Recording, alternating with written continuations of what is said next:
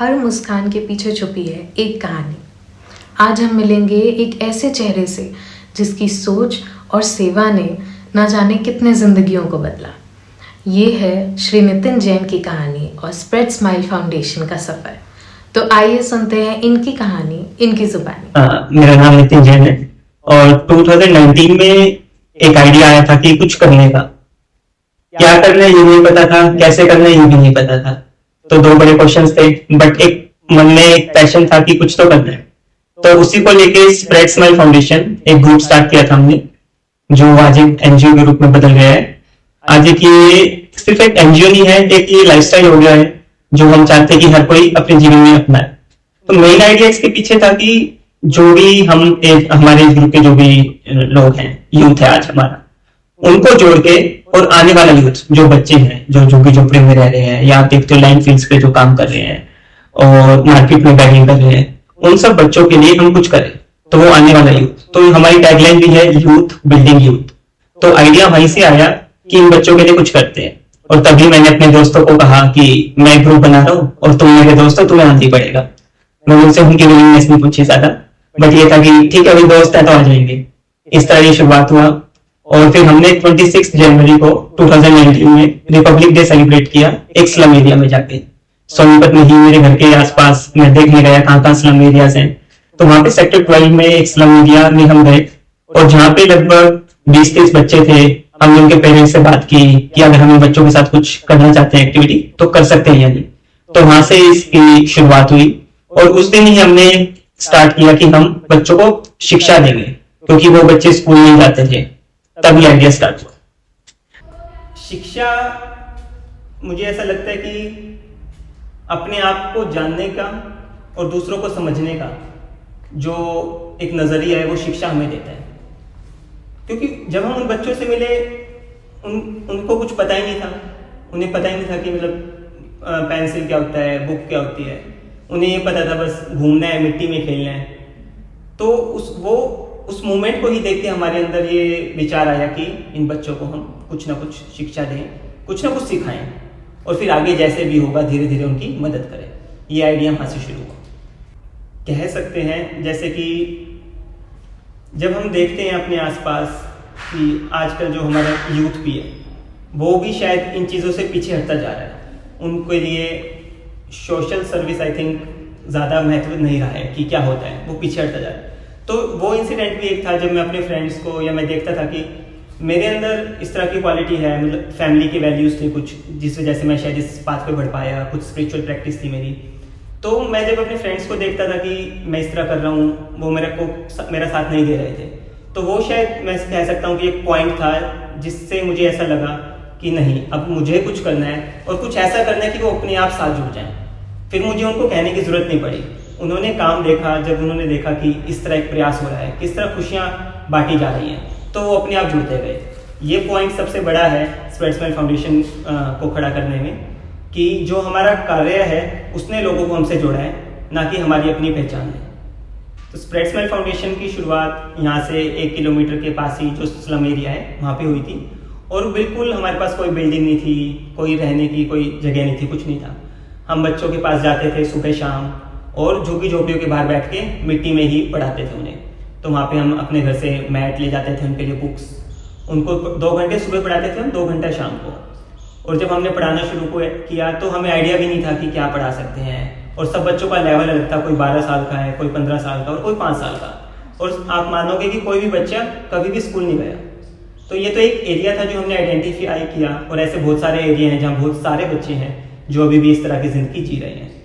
तो तब जब हम उनको पढ़ाते थे, आसपास के लोग आते थे जो वहाँ पे शाम को वॉक करने या सुबह, तो वो बोलते थे कि क्या लगा रखे ये, किस लिए पढ़ा रहे हो, ज़्यादा समाज सेवी बन रहे हो, अपने घर जाकर पढ़ाओ।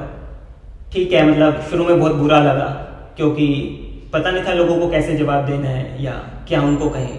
हम भी नए थे, एक्सपीरियंस धीरे धीरे होता है। उसके बाद भी फिर कोरोना आया, लोगों ने हमें वहाँ से हटा दिया। उन्होंने कहा कि आप भाग जाएं, यहाँ पे इन बच्चों की वजह से कोरोना फैल रहा है। तो फिर धीरे धीरे वो भी प्रॉब्लम शुरू हुई और वो हमारा जितना भी प्रयास हमने शुरू किया था वो सब खत्म हो गया। और इस तरह बहुत सारे चैलेंजेस आते रहे, लेकिन टीम मेंबर्स जो थे उन सब की मदद से हम कार्य करते रहे। आगे बढ़ते गए। हमने शुरुआत ही की थी इसकी, तो 2-3 महीने बाद जब हमने सोचा कि बच्चों को अब स्कूल भेजते हैं क्योंकि एडमिशन का टाइम स्टार्ट हो गया था, उनके पेरेंट्स से हम बात करने गए झुग्गी झोपड़ी में। लगभग 50 फैमिलीज थी जो फर्स्ट टाइम में जिनको हमने हेल्प करना स्टार्ट किया। और जब उनसे बात करने गए तो लड़कों के लिए कन्विंस होना आसान था, पर जो लड़कियां थी, मतलब उनकी बेटियां थी, उनके लिए वो नहीं मान रहे थे, क्योंकि उनका कहना था कि ये क्या करेगी पढ़ के, बड़े होकर इसको दूसरे घर चले जाना है और यहाँ पे रहेगी तो घर का काम कर लेगी, हमारी मदद हो जाएगी। तो वो सुन के जितने भी हम 4-5 लोग थे मेंबर्स गए, बड़ा सबको दुख हुआ कि मतलब क्या है ये, काम तो लड़का भी कर सकता है, लड़की ही क्यों। तो शायद वो एक ट्रिगर पॉइंट था जिसने हमारा मन और मजबूत किया और हमें आगे बढ़ने के लिए कहा। और इतना आसान नहीं था उनको कन्विंस करना। उसके बाद भी शायद हमें 1 हफ्ता 10 दिन लग गया। बार बार गए हम वहाँ पर, उनके जो मुखिया हैं उनसे बात करी, उनको समझाने का प्रयास किया कि शिक्षा सबके लिए ही बराबर है, चाहे कोई भी हो। और हमने उनको इतना कन्विंस किया, हमने कहा कि सारा खर्चा हम उठाएंगे और जितना भी मदद होगी हम करेंगे। तब जाके उन्होंने कहा कि ठीक है, हम एक मौका देते हैं। और वो पहली बार, वो खुशी का दिन था जब 65 बच्चों को हमने पहली बार एक प्राइवेट स्कूल में एडमिशन कराया। और जब ये संस्था रजिस्टर्ड भी नहीं हुई थी, बस सिर्फ हमारा काम देख के लोगों ने सहयोग किया और हमने पहली बार 65 बच्चों को स्कूल में भेजा, प्राइवेट स्कूल में। और जिसमें से शायद जितना मुझे याद है 32 के अराउंड गर्ल्स थी और बाकी बॉयज़ थे। और इसके साथ साथ उनके पेरेंट्स को हमने समझाया भी कि शाम को भी हम उनको पढ़ाएंगे ताकि आपको तकलीफ ना आए। बड़ी मुश्किल रहा बहुत ये सफ़र, क्योंकि उनका घर का काम छूट गया जो बेटियां करती थी, और जो बच्चे भीख मांगने जाते थे उनकी वो इनकम छूट गई। पर किसी ना किसी तरह हमने ये कोशिश करी कि उनके परिवारों पे भी ज़्यादा असर ना पड़े और बच्चों की शिक्षा भी प्रभावित ना हो।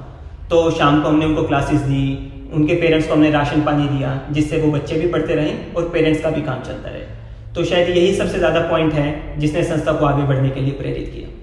आई थिंक बच्चे तो सबको प्यारे लगते ही हैं, तो बच्चों के लिए तो वो फैक्टर था सबसे बड़ा कि हम भी कभी ऐसे बच्चे थे और हमारे पास जो आज प्रिविलेज है शायद उससे हम थोड़ा बहुत कुछ ना कुछ इनके लिए भी करें। बच्चों के लिए काम करना शायद वो पॉइंट था। और अगर हम वुमेंस की बात करें तो उनके लिए शायद वो पॉइंट था जब हम झुग्गी झोपड़ियों में जाके सर्वे करते थे, पेरेंट्स से मिलते थे, बच्चों से, उनकी बड़े भाई बहनों से। तो जब उनकी वो जो वीमेंस थी या उनकी बड़ी बेटियां थी, वो हमें कहती थी कि आप इन बच्चों के लिए तो बहुत कुछ करते हो, हमारे लिए कुछ भी नहीं करते। तब हमें एहसास हुआ कि वाकई में सही बात है कि हमने इनके बारे में नहीं सोचा। मन तो सबका ही करता है।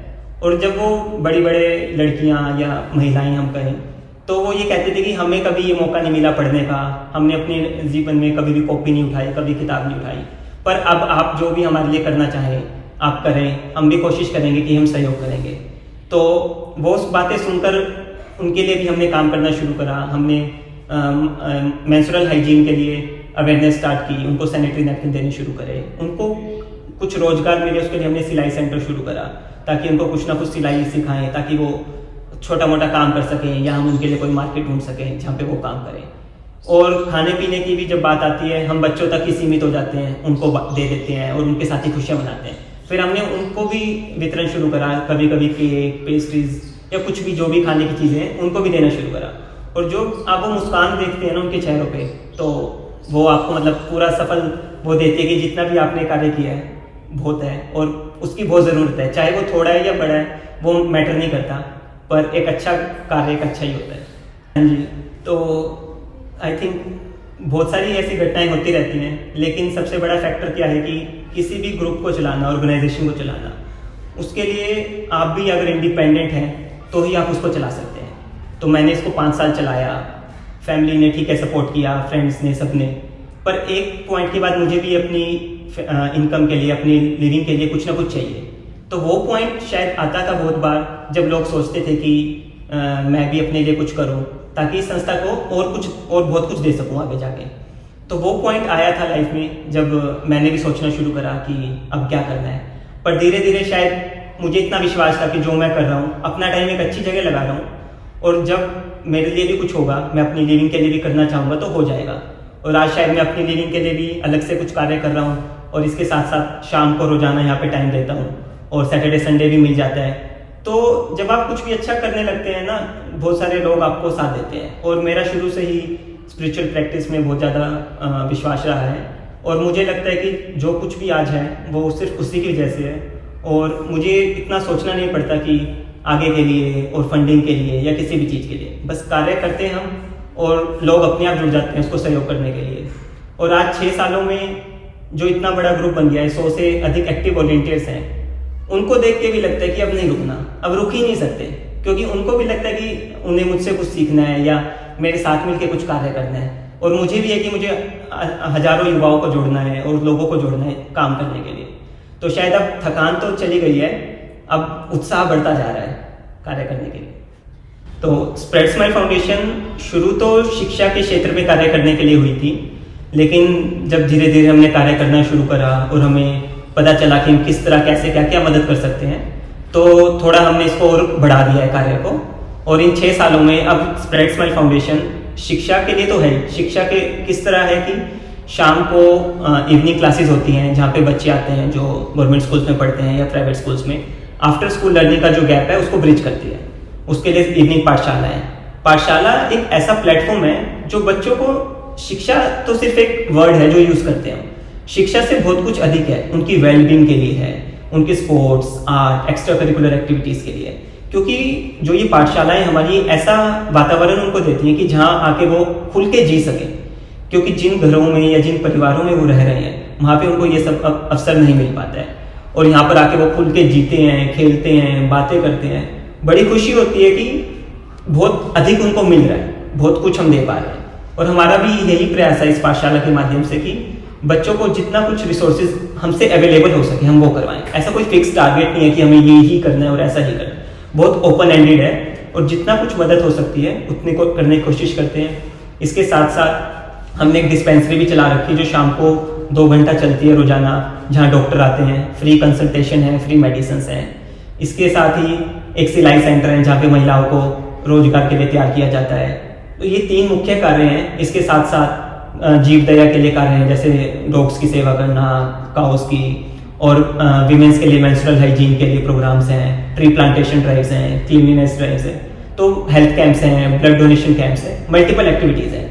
लेकिन शिक्षा, चिकित्सा और रोजगार, ये 3 हमारे मुख्य क्षेत्र हैं जिसके अंदर हम कार्य करते हैं। तो सबसे बड़ी बात जो वॉलेंटियर्स की आपने कही, सबसे वॉलेंटियर्स जुड़े ही इस प्रकार से कि उन्होंने काम देखा, या किसी ने, आपने कहा कि मैं इस फाउंडेशन से जुड़ी हुई हूँ या जुड़ा हुआ हूँ और अच्छी है, तू भी जाकर देख। तो जब वो आकर खुद देखते हैं तो उनको कार्य अपने आप प्रभावित करता है, क्योंकि बच्चों की जो मुस्कान है या बच्चों के लिए जो भी वो कर रहे हैं उनको खुद अच्छा लगता है। और फिर शायद कुछ उनकी क्वालिटीज ऐसी हैं, कुछ मेरी क्वालिटीज ऐसी हैं कि हम मिलकर कार्य कर पा रहे हैं। तो ना ही सिर्फ यूथ, बल्कि बड़े लोग भी हमारे साथ जुड़े हुए हैं, सीनियर्स भी हैं, यंग स्टूडेंट्स भी हैं, यूथ भी है, टीनेजर्स भी है, और सभी तरह के लोग हैं, प्रोफेशनल्स भी हैं, बिजनेसमैन भी हैं, सब जुड़े हुए हैं। और सबसे खास बात इस ऑर्गेनाइजेशन की ये है कि इसमें कोई भी ऐसे पोस्ट नहीं है, like president, secretary, treasurer post हैं, लेकिन हम दिखाते नहीं हैं, किसी को इस बात से कोई मतलब नहीं है, सब एक साथ मिलकर एक ही उससे काम करते हैं। तो ये सबसे बड़ा पॉइंट रहा है।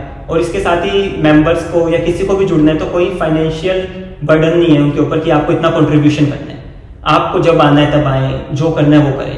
तो आई थिंक ये 2-3 पॉइंट सबसे बड़े हैं फाउंडेशन के लिए, जिन्होंने इतने सारे लोगों को जोड़ा है और इन 6 ईयर्स में वो अच्छे से कार्य कर पाई है। तो सबसे बड़ा मैसेज उनके लिए यही है कि जब वो खुद भी आके यहाँ पे हर कोई कंट्रीब्यूट कर रहे हैं अपनी प्रेजेंस से, टाइम देकर बच्चों को सिखाने में या विमेंस को कुछ भी सिखाने में, तो जब वो खुद देखते हैं ना कि उनके चेहरे पे मुस्कान है, या बच्चे अच्छे नंबर ला रहे हैं, या उन्होंने कुछ सिखाया था बच्चे सीख रहे हैं, तो वो सबसे बड़ा रिवॉर्ड है उनके लिए। और हमारी तरफ से उनके लिए क्या रिवॉर्ड होता है कि हम उनके लिए अगर उनको कोई सर्टिफिकेट ऑफ कंट्रीब्यूशन दे सकें, उनको कोई लेटर ऑफ रिकमेंडेशन दे सकें, जो उनको आगे कहीं अप्लाई करना है, अच्छी एजुकेशन के लिए उनकी हेल्प कर सके, और उनके लिए कुछ वर्कशॉप्स ऑर्गेनाइज करते हैं जिनसे उनको भी एक्सपोजर मिले, लीडरशिप क्या होती है। और सबसे बड़ा प्लेटफॉर्म तो उनके लिए है कि सोनीपत के अंदर रहकर ही उनको ये अपॉर्चुनिटी मिली है। क्योंकि जब मैं बात करता हूँ कुछ अपने वॉलंटियर्स से, वो बताते थे कि पहले उन्हें दिल्ली जाना पड़ता था किसी एनजीओ में काम करने के लिए, उनका मन होता था, पर अब सोनीपत में होने के बाद उनके लिए इतना ईजी हो गया है कि वो ज़्यादा टाइम भी दे सकते हैं और उनको अच्छा लगता है कि वो अपनी ही कम्युनिटी में कुछ कर पा रहे हैं। तो ये सब चीज़ें रिवार्डिंग है वॉलंटियर्स के लिए, टीम के लिए यहाँ पे। तो अगर हम स्प्रेड स्माइल फाउंडेशन की बात करें कि इसमें डेली लाइफ किस तरह दिखती है, डेली लाइफ कैसी है, तो शाम को रोजाना 4 से 6 बजे का टाइम रहता है जहाँ पे बच्चे आते हैं, वॉलेंटियर्स आते हैं, उनको कुछ एक्टिविटीज़ करवाना, जो भी है सब ओपन है, किसी भी तरह कुछ भी करवा सकते हैं। स्कूल एजुकेशन कराना है, पेपर सारे एग्जाम की तैयारी करवानी है, किसी का बर्थडे है वो सेलिब्रेट करना है, इस तरह रूटीन में ये एक्टिविटीज़ रहती हैं। और सैटरडे संडे यूजुअली ऐसा होता है कि कोई हेल्थ कैम्प है, कोई वीमेंस के लिए फाइनेंशियल लिटरेसी ड्राइव है, कुछ अवेयरनेस कैंप्स है, और महीने में एक बार एनजीओ की मंथली मीटिंग रहती है, टीम बिल्डिंग एक्टिविटीज़ रहती हैं। तो रूटीन में इस तरह का प्लान रहता है और हमारी कोशिश रहती है कि हर महीने कोई ना कोई एक ऐसी एक्टिविटी करें जिससे ज़्यादा से ज़्यादा लोग दोबारा कनेक्ट हों, क्योंकि हर रोज आना सबके लिए पॉसिबल नहीं है। इसलिए वीकेंड पे एक्टिविटीज़ रखी जाती हैं ताकि जिसके पास जैसे टाइम है वो वैसे आ सके और हर किसी को ऐसा फील हो कि वो भी कुछ ना कुछ कंट्रीब्यूट कर पा रहे हैं। तो लास्ट मंथ हमने मेन तो रिपब्लिक डे सेलिब्रेशन किया था, बट इस मंथ में एक हेल्थ कैंप ऑर्गेनाइज होगा नेक्स्ट वीक, जिसमें हम सभी बच्चों की आइज चेक कराएंगे और मेंबर्स के लिए एक मोटिवेशन सेशन रखा गया है जिसमें उनको बताया जाएगा कि एक हमारे मेंबर हैं, उनको कैंसर था, उन्होंने कैंसर से लड़ते हुए किस तरह आगे बढ़े हैं और उन्होंने कैंसर के टाइम पे ही डिजिटल मार्केटिंग को सीखा और आज वो कम से कम 200-300 बच्चों को डिजिटल मार्केटिंग की क्लासेस दे रहे हैं। तो उनकी एक स्टोरी हम अगले हफ्ते रख रहे हैं जिसमें मोटिवेशनल सेशन है। और उससे अगले महीने एक हमारा बड़ा प्रोग्राम होगा जिसमें ऑर्गेनाइजेशन को 6 साल पूरे हो गए हैं, तो उसके लिए हम शिक्षा की ज्योत एक कार्यक्रम है वो पूरे सोनीपत शहर में होगा, जिसमें हम जागरूकता अभियान चलाएंगे, जिसमें बच्चे बड़े सभी शामिल होंगे और पूरे शहर में एक रैली निकालेंगे जिसमें लोगों को हम प्रेरित करेंगे कि आप शिक्षा के लिए, शिक्षा की ज्योत में शामिल हो, उसको किस तरह कंट्रीब्यूट कर सकते हैं।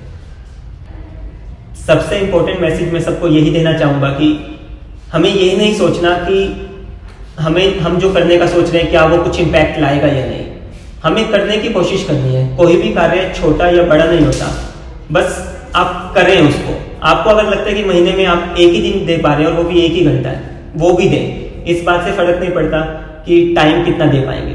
लेकिन हमारे मन में ये एक पैशन होना चाहिए, एक इच्छा होनी चाहिए, एक जज्बा होना चाहिए कि हमें कुछ करना है, भले ही चाहे वो कार्य कैसा भी हो, कितनी भी देर का हो। और ज़रूरी नहीं है कि मैं ये नहीं कहूँगा कि आप स्प्रेड स्माइल फाउंडेशन से ही जुड़े, आप जहाँ भी हैं अपने आसपास ही देखें। सबसे छोटा कार्य हो सकता है कि अपनी कम्युनिटी में जाके देखें कि किनको क्या मदद है और हम उससे प्रयास करें करने का।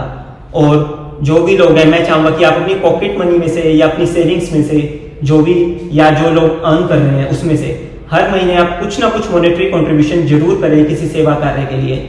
एक वो सबसे बड़ा अच्छा इनिशिएटिव है जिसमें आप कंट्रीब्यूट कर सकते हैं। और इसके साथ साथ ही आप ये भी प्रयास करें कि जितने ज़्यादा लोगों को आप बता सकते हैं कि इस तरह कोई ऑर्गेनाइजेशन प्रोग्राम कार्य कर रही है और आप उससे जुड़े, वो भी एक सबसे सरल और आसान तरीका है किसी को सहयोग करने का। क्योंकि अक्सर हमारे पास बहुत लोग ऐसे हैं जिनके पास समय नहीं हो पाता, लेकिन बहुत लोग ऐसे भी हैं जिनके पास समय है।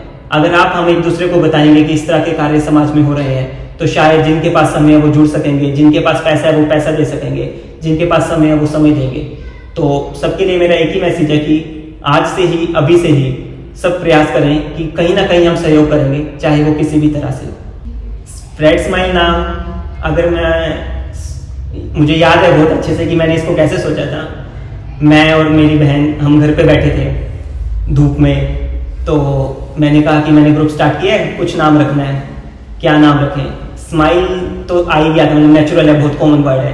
पर फिर हमने इंटरनेट पे चेक किया कि एक स्माइल फाउंडेशन पहले से है, तो हम वो सेम नाम नहीं रखना चाहते थे। फिर हम सोचते रहे क्या करें, तो फिर मन में वर्ड आया स्प्रेड। तो फिर हमने इसको जोड़ के देखा कि स्प्रेड स्माइल कुछ ट्यूनिंग बन रही है, नहीं बन रही है, तो उससे स्प्रेड स्माइल फाउंडेशन स्टार्ट हुआ। और जिस तरह आपने कहा भी कि ये जो नाम है एक अलग सा है, और शायद जितने भी लोग यहाँ जुड़े हुए हैं उनमें से 20% ऐसे ही हैं जो सिर्फ नाम को देख के ही जुड़े हैं कि उनको नाम अच्छा लगा तो वो जुड़े, और फिर बाद में तो उन्होंने कार्य देखा और उनको अच्छा लगा, तो इस तरह ही जुड़े। स्प्रेड स्माइल की शुरुआत से पहले शायद ऐसा था कि मैं और भी ऑर्गेनाइजेशन से जुड़ा हुआ था, काम करता था, पर वो बस इस तरह था कि कहीं जाके हमने डिस्ट्रीब्यूशन कर दिया, सेटिस्फैक्टरी नहीं था। तो शायद वो चीज़ें, और जब हम बच्चों को देखते थे, उन सब चीज़ों ने स्प्रेड स्माइल फाउंडेशन की शुरुआत करवाई। लेकिन आज अगर मैं अपने अंदर चेंज बताऊं तो शायद काफ़ी मैच्योरिटी आ गई है चीज़ों को समझने की।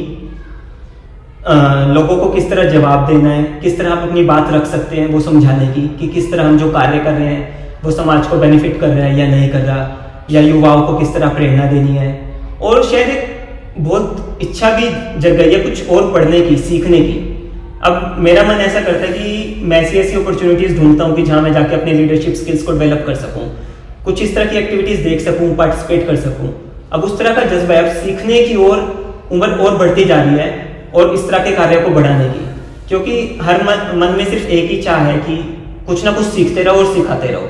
शायद ये बहुत बड़ा इम्पैक्ट है जो स्प्रेड स्माइल फाउंडेशन ने मेरी लाइफ में दिया है, लोगों के लिए रिस्पेक्ट। और सबसे एक इम्पॉर्टेंट पॉइंट, जब मैंने फाउंडेशन स्टार्ट की थी तो किसी मेंबर ने मुझे कहा था कि ये मत सोचना कि आज ये पर्सन आपकी कोई हेल्प नहीं कर पाया तो ये काम का नहीं है, ऐसा किसी के बारे में कभी नहीं सोचना। एक दिन ऐसा आएगा कि वो ऐसी हेल्प करेगा कि आप सोच भी नहीं पाओगे। तो शायद लोगों को जज करने की क्वालिटी खत्म हो गई है, सबको एक अच्छा समझना, सबको समझने की कोशिश बढ़ती जा रही है। तो ये बहुत बड़ी बात है। और ऐसे प्लेटफॉर्म पे काम करने के लिए शायद हमें डाइवर्स लोगों के साथ काम करते हैं और सबको समझना कि वो किस बैकग्राउंड से आ रहे हैं, किस कंटेक्स्ट से वो इस तरह बिहेव कर रहे हैं या जो भी है अपनी बात रख रहे हैं, उसको समझना बहुत बड़ी बात है। और धीरे धीरे शायद मैं उस तरफ बढ़ता जा रहा हूँ, लोगों को समझने के लिए और सबको रिस्पेक्ट देना, ह्यूमिलिटी क्या होती है वो समझना, ये सब चीज़ें। और ये बहुत बड़ा इम्पैक्ट है और मुझे अच्छा फील होता है कि मेरे अंदर ये क्वालिटीज़ आ रही है। जब हमने फाउंडेशन स्टार्ट किया था और स्टार्ट करने के भी शायद 3-4 साल तक ऐसा कोई प्लान क्लियर नहीं था कि हमें इसको कहाँ लेके जाना है। बस अच्छा लगता था, ठीक है जितना टाइम दे पा रहे हैं दे रहे हैं। लेकिन अब धीरे धीरे विजन थोड़ा बढ़ता जा रहा है। अब विजन है कि इसको इस तरह बढ़ाना है कि एक्चुअल में हम बच्चों के लिए वोकेशनल ट्रेनिंग प्रोग्राम शुरू कर सकें जिनसे उनको रोजगार मिले आगे जाके। ज़्यादा से ज़्यादा जितने बच्चे हैं सोनीपत में, पहले मेरा टारगेट रहेगा सोनीपत से ही, सोनीपत में जितने भी बच्चे हैं हम हर बच्चे तक पहुँचे। और फंडिंग जिस प्रकार से अभी तक वॉलेंट्री चल रही है उसमें बहुत सीमित कार्य हो सकते हैं। तो अब हमारा प्लान है कि हम CSR फंडिंग की ओर बढ़ें, ग्रांट्स की ओर बढ़ें और कुछ ऐसे प्रोजेक्ट्स तैयार करें जो बच्चों की वेलबींग के लिए, वोकेशनल ट्रेनिंग के लिए हों। पहले हमारा प्लान नहीं था कि हम ऑर्गेनाइजेशन को इतना बढ़ाएंगे और इस तरह ले जाएंगे, पर अब ज़्यादा से ज़्यादा लोगों को जोड़ने का और इस तरह के प्रोजेक्ट्स को आगे करने का हमारे अंदर विजन आया है और शायद टीम ने काम करना भी शुरू कर दिया है। और आने वाले कुछ सालों में हम अपने आप को एक ऐसा सोशल एंटरप्रेन्योरशिप की ओर भी बढ़ाना चाहते हैं जहां हम लोगों को एम्प्लॉयमेंट दें और उनके प्रोडक्ट्स को आगे हम मार्केट बनाएं और कंपनी से जुड़ें। फनी मोमेंट कह सकता हूँ मैं, पसंदीदा तो शायद सारे ही हैं। एक फनी मोमेंट मैं आपको बताता हूँ कि लास्ट ईयर जब जो बच्चे हमारे पास 10th क्लास में पढ़ रहे थे, तो जिस स्कूल से वो पढ़ रहे थे तो उन बच्चों के हमारे यहाँ जो हम पढ़ा रहे थे उसकी हेल्प से और जिस स्कूल में वो पढ़ते हैं वहाँ से, तो उन बच्चों के 90% नंबर आए थे स्कूल में। और स्कूल वालों ने 2 दिन के लिए स्कूल की छुट्टी कर दी थी क्योंकि स्कूल में 8 साल के बाद किसी बच्चे के 90% नंबर आए थे। तो फनी मोमेंट तो शायद मुझे यही याद आता है। लेकिन बट ऑन डिफरेंट नोट अगर हम सोचें कि ये भी एक सक्सेस है। अगर मैं ये सोचता हूँ कि हम 1 घंटा ही जा रहे हैं पर हम उनको पढ़ा भी कम रहे हैं, खेल कूद भी करा रहे हैं, 1 घंटे में सब कुछ हो रहा है, तो क्या वो इम्पैक्ट ला रहा है? हाँ वो ला रहा है। ये स्टोरीज ही बताती हैं कि वो इम्पैक्ट ला रहा है। और इवन लास्ट ईयर 2 बच्चों के 95% नंबर आए हैं, तो ये इम्पैक्ट है। इसलिए मैं सबको यही कह रहा हूँ कि कार्य छोटा बड़ा नहीं होता, जितना आप कंट्रीब्यूट कर रहे हैं उसका डेफिनेटली कुछ ना कुछ अच्छा रिजल्ट आएगा। टाइम लग सकता है लेकिन रिजल्ट जरूर आएगा। जब सपने सेवा में बदल जाएं तो मुस्कानें फैलती हैं और समाज में बदलाव होता है। ऐसी ही और कहानियों के लिए जुड़े रहिए हमारे साथ। धन्यवाद।